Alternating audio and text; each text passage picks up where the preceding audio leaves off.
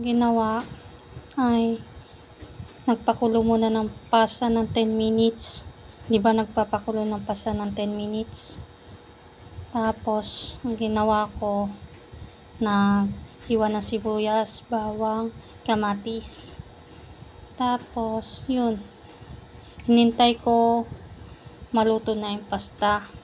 Tapos, bago, di ba naluluto siya, nilagyan ko siya ng asin.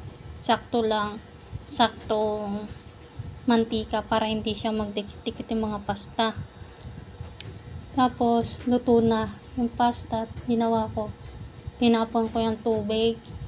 Tapos,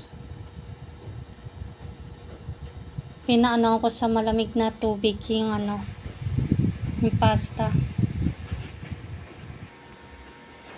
Ginawa ko yung kasi kaugalian ko na yun ng pag nagluluto ng spaghetti.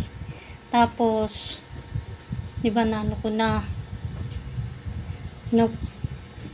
hinugasan ko yung pinagluto ako ng pasta. Tapos doon ko ginisa yung sibuyas, bawang. Tapos ako ng isang Argentina giniling, isang latang malaki. 'Di ba? Niluto ko muna yung sibuyas, bawang, panigurado maluto talaga. Tapos sinunod ko doon ng Argentina giniling. Tapos niluto ko din yun hanggang maluto talaga. Tapos nilagyan ko ng maraming paminta, saktong asin. Tapos hinalo-halo ko lang hanggang maluto. Tapos sinunod ko yung kamatis. Mga 2 minuto ko din yung hinatay na yung kamatis hanggang kumatas. Tapos nilagay ko yung 2 ibab na Alaskang ibab, 2 malaki. Tapos binuhos ko na.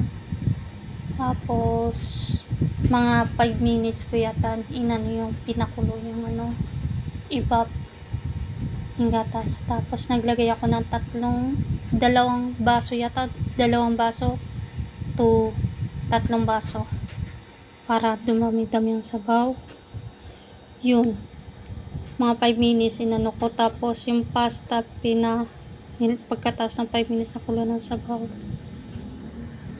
5 minutes kulo ng sabaw. Tapos nilapag ko na yung pasta 5 minutes din. Ayun, tinanggal ko na. Ito na, totoo na. Ayan.